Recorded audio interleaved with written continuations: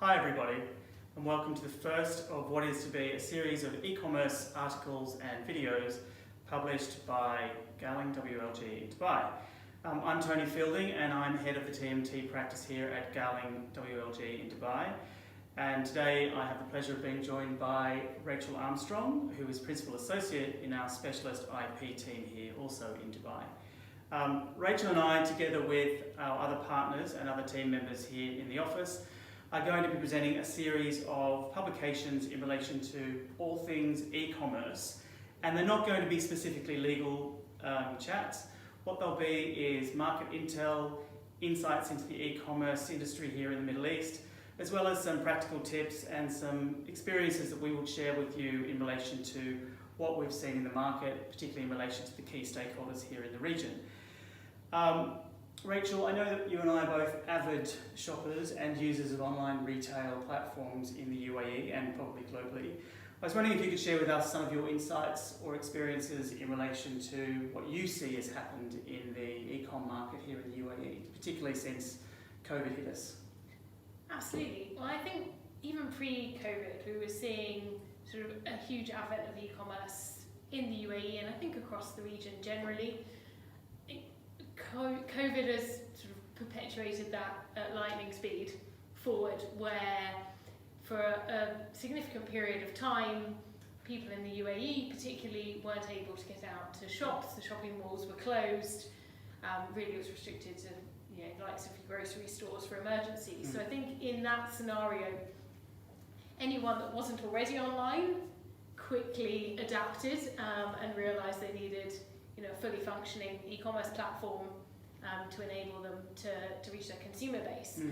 So I think we probably saw what was going to happen, but just much more quickly than anyone anticipated.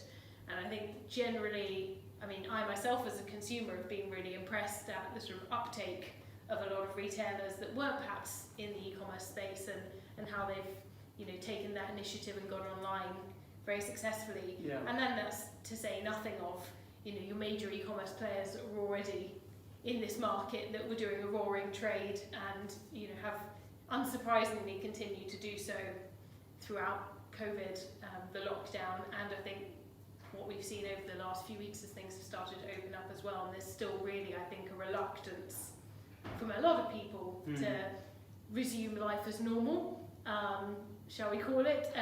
So really there's that continuation of reliance on the e-commerce platforms and trying to get all things delivered to your door, be that products or services as well. Yeah. The everything, everywhere, and right now sort of culture of e-commerce. Yeah, I agree. One of the things I've noticed is definitely true here in the UAE is that the shopping experience has changed considerably here post-COVID during COVID and likely to change post-COVID. And I think one of the interesting things about the market here is whilst you're seeing a lot of e-commerce players coming new and developing as the sort of incumbents currently, what is being driven here is that you've got the bricks and mortar retailers, the shopping malls and the shops that still have a key space in the retail sector here. And I think that's partly driven by the fact that it's climate and geography here. It's hot. Dubai is very, very hot, and there are long summer months here. And shopping malls and the shopping experience becomes a lifestyle experience, becomes a family outing. It becomes something that happens all day. So you've really got this interesting sort of mix of this burgeoning e-commerce sector here, which, as you say, is developing at lightning speed as a result of COVID. But alongside that, you've also got these incumbent shopping mall operators here who are still doing quite well.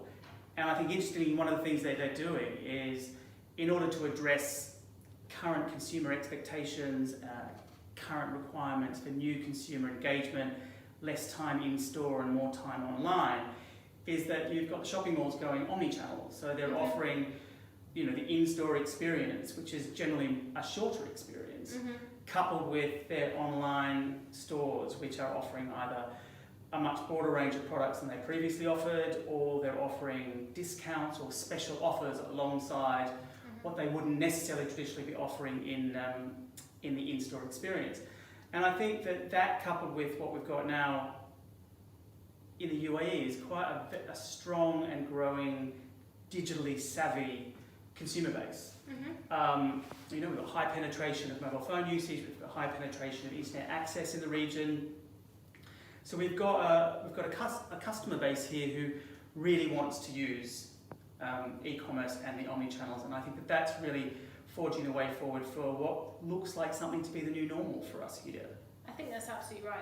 The only thing I would really add to that is how that can work in a sort of close to real-time experience for the consumer. So given the sort of huge distribution warehouses, etc., that you have down in certain areas of Dubai South, Jebel Ali, you can get those products from the distribution centre to the consumer very quickly, be it within a few hours. Have you had any of those interesting shopping experiences yourself? I have myself had an experience where I wanted to buy something from the Apple store here, and obviously those stores have been shut for months globally. Yeah. And I went I queued to go into the Apple store here and decided that wasn't something I was going to continue to do.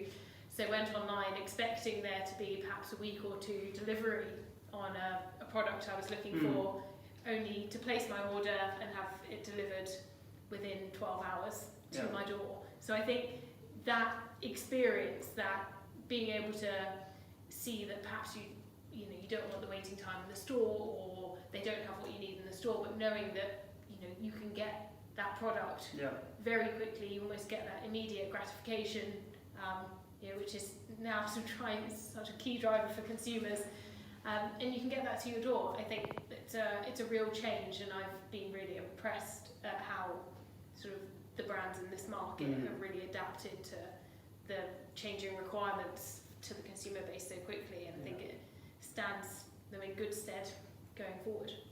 Yeah, no, I think that's right. And I mean, the other, really interesting and very positive thing about the region here is that the UAE has a strong sort of strategy behind what they're looking to achieve, not just from sort of their national vision, but also in relation to their e-commerce strategy. So they have a UAE ecom strategy which they're wanting to implement, and some of the goals around that are making the UAE a global hub for international e-commerce activity, developing robust sort of processes and infrastructure in order to achieve that, and also sort of focusing on things like cybersecurity to ensure that that, along with data protection and privacy, are sort of sacrosanct in a way that will encourage investors to come here and sort of build out their e-commerce businesses.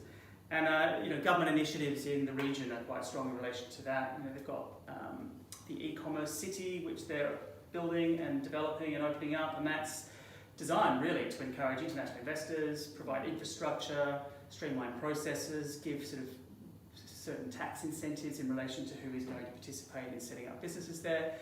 And you've also got the Department of Economic Development, who are issuing licenses in a much more streamlined fashion, so they're the new e-commerce licenses. And there's been a huge uptake in those, I think, as in the last few months. It's off the scale to what it has been previously, so you can really see recognition of those in the market recognising that the e-commerce is a key part of any strategy going forward, and taking the steps to get those licenses. And I think through the initiatives that the government have in place, it is a streamlined process now, and that's why we're seeing such a big uptake. I don't think there's a huge amount of red tape around obtaining those licenses. Yeah, no, and I do. I think the authorities and the regulators are very encouraging of granting those licenses under certain circumstances. I guess, Rach, maybe you could lead us into what's coming next in this series, because that would be quite helpful for our audience. Absolutely. So, I mean, this was very much just an initial sort of chat about the market and how we see it at the moment. What we're looking at throughout the series is sort of the whole e-commerce journey, so anything from sort of investment in e-commerce and the considerations around that, supply chains. I myself and my colleague John Parker, who heads up the IP team, will be looking at sort of the branding considerations around e-commerce, and there'll be consideration of payments as well, and how that interplays with this. So really it is the full life cycle of e-commerce, and the different considerations that both, I think, the those players that are already in the market, and also for those that are looking to get into this space as well, should certainly be aware of. Yeah, no, I agree. So I think just for everybody's benefit, I'd encourage you to stay tuned to not only these little video chats, but also the following articles, the first of which was published today. So I hope you find it interesting and that you tune in for the future ones. Thanks, everyone. Thanks, Rach.